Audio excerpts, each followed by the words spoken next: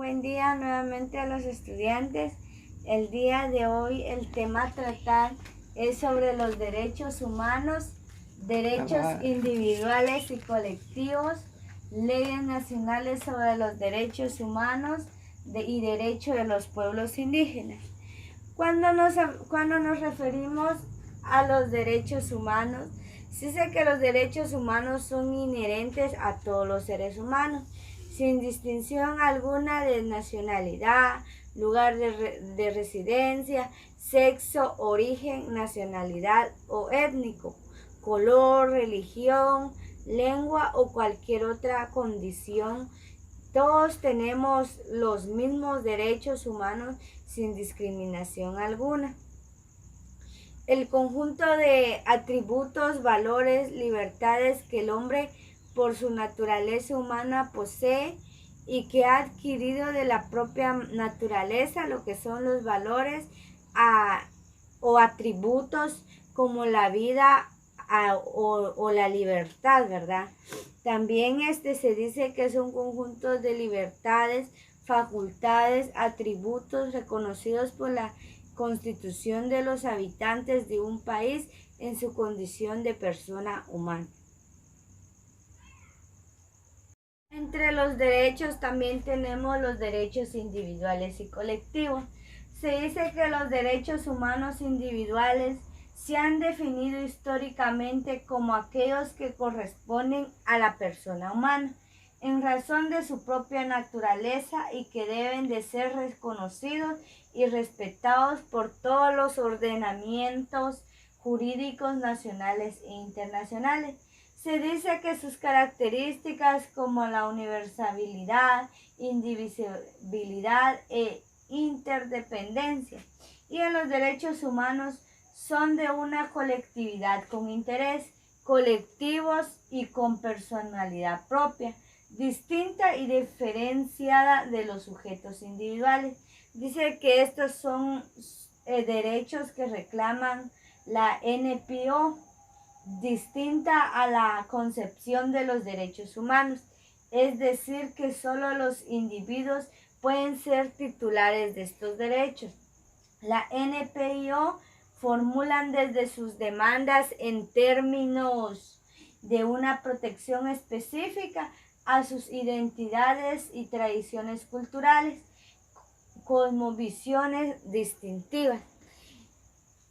En otro apartado sobre los derechos humanos de la tercera generación, se ha presentado una clasificación de los derechos humanos basados en las épocas en las que se han acumulado como tales distintos derechos.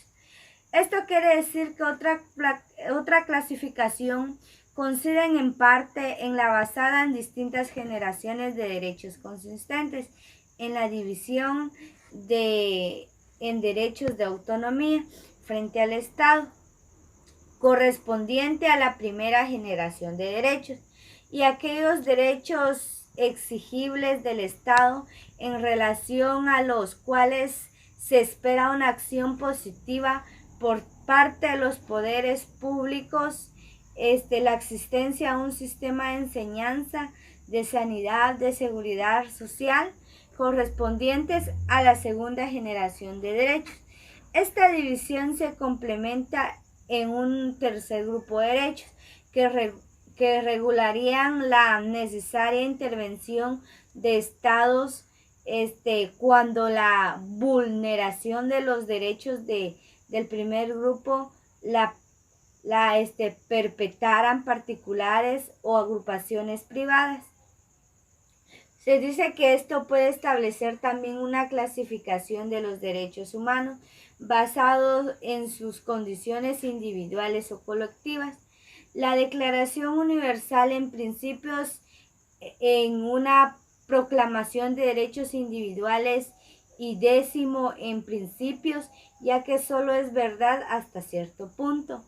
En la medida que muchos derechos solo alcanzan su sentido, solo se hacen posibles dentro de la colectividad. Por ejemplo, el derecho a la participación política tiene dimensiones individuales.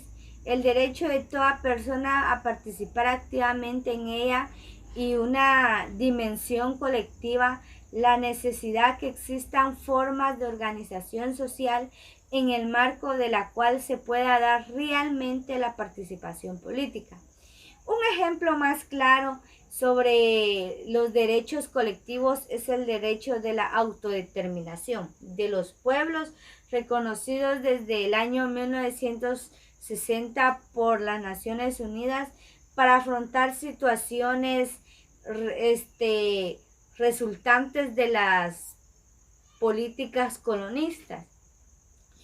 Por existente un sector de opinión que argumenta que los derechos humanos han de ser fundamentales individuales. Así los derechos de las mujeres no se justificarían por su pertenencia al sexo femenino, sino por su pertenencia al gobierno humano. Al igual que un niño, un refugiado o un homosexual, a los cuales la dignidad y los derechos les vienen de su pertenencia a la humanidad, y no por el hecho, sino que por pertenecer a determinado colectivo, ¿verdad? Con independencia de que las Naciones Unidas hayan aprobado declaraciones y convenciones específicas sobre estos colectivos. En este caso, más que los derechos de estos colectivos, serían necesarios resaltar la discriminación positiva que hay que implementar en ocasiones sobre los integrantes de estos colectivos para que sus derechos no se vean recortados por la mencionada pertenencia. Es decir, siguiendo con el ejemplo de la mujer, su discriminación positiva en algunos ámbitos no se justifican por el hecho de ser mujer, sino que a causa de ser mujer, y que ellos implican en la sociedad actual, herederas de un machismo histórico. No existe igualdad de derechos reales entre hombres y mujeres. Las discriminaciones positivas en este sentido tendría por objetivo que los pueblos, que los iguales derechos teóricos se conviertan en derechos efectivamente ejercibles, y por lo tanto la discriminación positiva en la legítima solo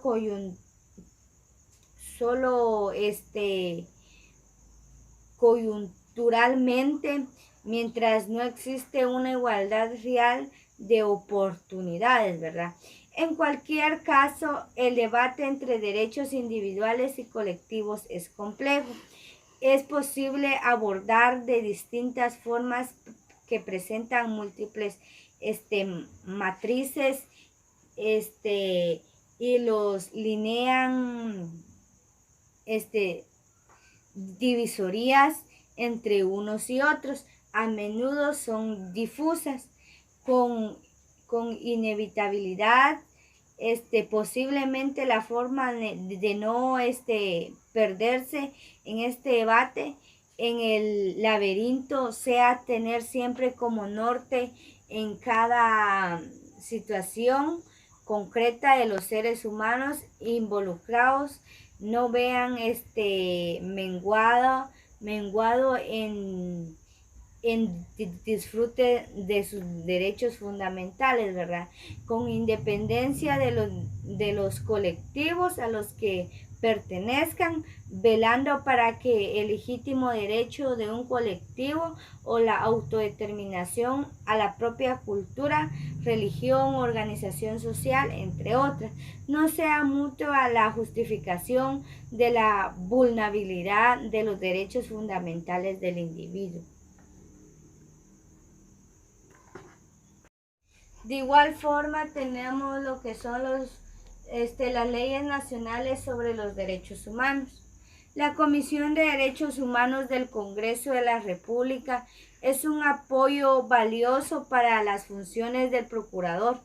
Esta comisión, según lo establece la Carta Magna en su artículo 273, es designar por el Congreso de la República y está integrada por un diputado de cada partido político, representado en el correspondiente periodo, ¿verdad? Esta comisión tiene atribuciones constitucionales de proponer al Pleno del Congreso la terna de la cual deberá escogerse al magistrado de conciencia. El concepto del procurador de los derechos humanos lo establece en el artículo 274 constitucional, en el cual se enmarca la claridad de la influencia del artículo constitucional español al crear al defensor del pueblo, pero adaptado a la idiosincrasia guatemalteca y a las consecuencias del enfrentamiento armado que dejó saldos negativos. En cuanto a la ley del Procurador de los Derechos Humanos y la Comisión de Derechos Humanos del Consejo de la República, decreto ley 32-87 de mayo de 1987 establece en su artículo que para la defensa de los derechos humanos los tratados y convenciones internacionales aceptan y son ratificados por los guatemaltecos. Además, la Constitución en su artículo 46 contiene el principio que en materia de derechos humanos los tratados y convenciones aceptadas y ratificadas por Guatemala tienen pertinencia sobre el derecho interno. La persona que sea elegida como procurador de los derechos humanos debe reunir las mismas calidades que se requieren para ser magistrado de la Corte Suprema de Justicia, y gozará de las mismas prerrogativas inmunidades de los diputados al Congreso. Entre esas cualidades está ser guatemalteco de origen, de ser reconocida con honorabilidades, estar en el goce de sus derechos ciudadanos y ser abogado colegiado, ¿verdad? Además, ser mayor de 40 años y haber desempeñado un periodo completo como magistrado de la Corte de Apelación o de los tribunales colegiados que tengan la misma calidad, o haber ejercido la profesión de abogado por unos 10 años. Se dice que el procurador de los derechos humanos es efecto por el Pleno del Congreso de la República por un periodo improrrogable de 5 años para ser elegida de obtener como mínimo 2/3 de total de votos en una sesión especialmente convocada para el efecto dentro de una terna de candidatos propuestas por la Comisión de Derechos Humanos. Dice que en el artículo 275 de la Constitución asigna al procurador la facultad de supervisar la administración mediante derechos humanos, mediante 6 atribuciones que son: 1. Promover el buen funcionamiento y la obligación de la gestión administrativa gubernamental en materia de derechos humanos. Lo otro sería investigar y denunciar comportamientos administrativos lesivos a los intereses de la persona. Investigar toda clase de denuncia que les sean planteadas por cualquier persona sobre violaciones a los derechos humanos. Recomendar privada o públicamente a los funcionarios la notificación de un comportamiento administrativo objetado, ¿verdad? Y emitir censura pública por actos o comportamientos en contra de los derechos institucionales. También promover acciones o recursos judiciales o administrativos en los casos que sean procedentes y las otras funciones y atribuciones que les asigne la ley.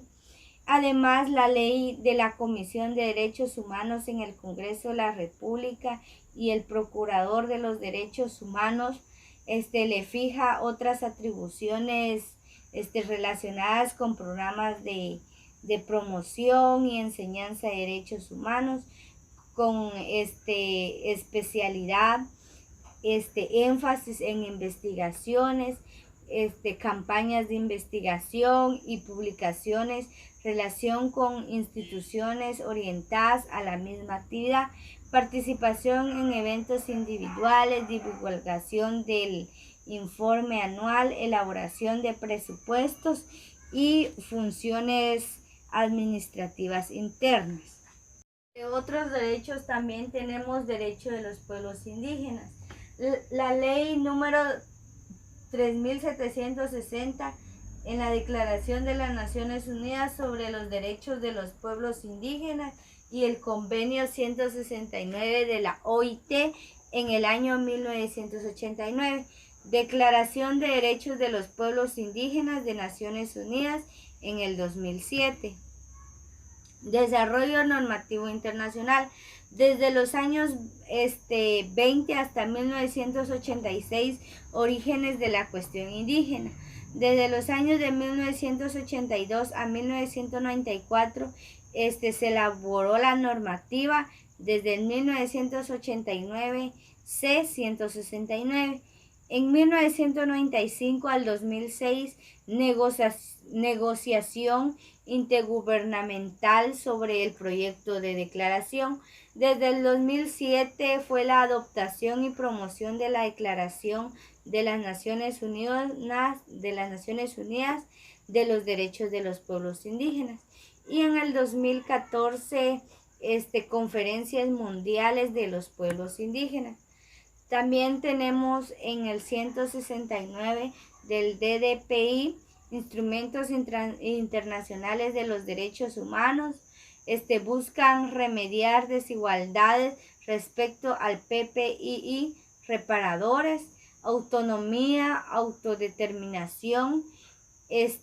También establecen los principales derechos colectivos, amplían derechos para asegurar supervivencia, dignidad y bienestar. También en los mecanismos de protección, el relator especial sobre las situaciones de los derechos humanos y las libertades fundamentales de los pueblos indígenas, el foro permanente para las cuestiones indígenas, el mecanismo de expertos de la ONU sobre los pueblos indígenas, comisión de expertos de la OIT, Sistema Interamericano de Derechos Humanos.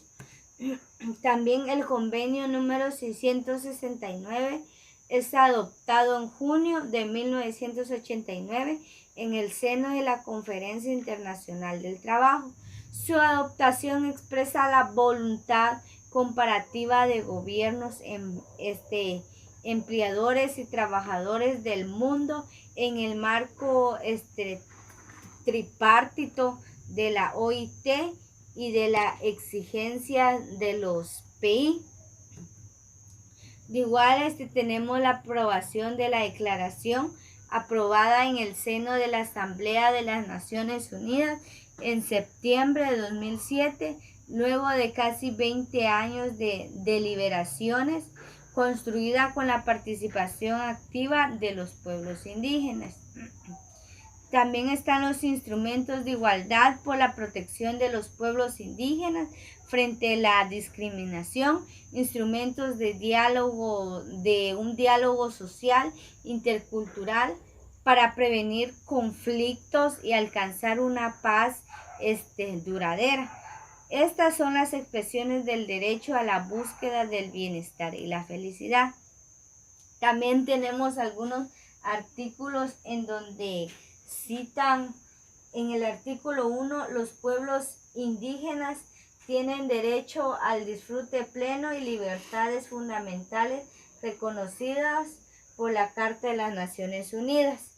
También tenemos en el artículo 2, las personas indígenas son libres e iguales a todas las demás personas en cuanto a dignidad y derechos, y tienen el derecho a no ser objetos de ninguna discriminación. En el artículo 3, los pueblos indígenas deberán gozar plenamente los derechos humanos y libertades fundamentales sin obstáculos ni discriminaciones. También tenemos el artículo 4, que dice que los pueblos indígenas tienen derecho a conservar y reforzar sus propias características, que son políticas, económicas y sociales. En el artículo 5 se dice que toda persona indígena tiene derecho a una nacionalidad. En el artículo 6, los pueblos indígenas tienen el derecho a vivir en libertad, paz y seguridad. Artículo 10. Los pueblos indígenas no serán desplazados por las fuerzas de sus tierras o territorios.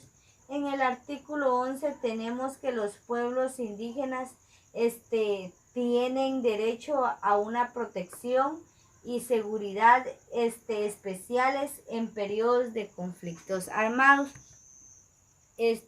También tienen algunos derechos colectivos que se amplían y refuerzan, que son los derechos a la identidad, derecho a la autonomía o autodeterminación, derecho a la consulta y participación, derecho consuetudinario, sistemas penales y acceso a la justicia, derechos a las tierras, territorios, derechos al empleo, formación profesional, derecho a la seguridad social y salud y derecho a la educación y cultura. También en la Asamblea General de la ONU aprobó el 13 de septiembre de 2007 la Declaración de los Derechos de los Pueblos Indígenas, un instrumento internacional cuyas negociaciones tomaron 2 décadas y que protegerá a más de 370 millones de personas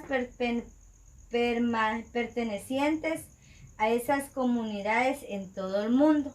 La declaración consta de 46 artículos y establece parámetros mínimos de respeto a los derechos de los pueblos indígenas, que incluyen propiedad de la tierra, acceso a los recursos naturales de los territorios donde asientan y respetan la prevención de sus tradiciones y autodeterminaciones. También tenemos algunas obligaciones que el Estado tiene con los pueblos indígenas, y una de esas obligaciones son prevención y resarcimiento de daños, protección de la cultura y ejercicio de todos sus derechos, asistencia financiera y técnica, definición de mecanismos equitativos para resolver las controversias de manera pronta y eficaz. Aquí, como pueden observar, tenemos los pueblos indígenas y también los derechos de los pueblos indígenas, como dije antes, son derechos humanos. Y en el convenio 107 de la OIT, en el año de 1957, derechos de las poblaciones indígenas y tribales y las obligaciones de los estados ratificantes. El sujeto de derecho es la persona perteneciente a una población indígena. Visión de integración de los indígenas a la sociedad nacional. También en el convenio 169 de la OIT en 1989, reconoce a los pueblos indígenas como pueblos. El sujeto de derecho es el pueblo indígena. Reconoce derechos en su cultura e instituciones.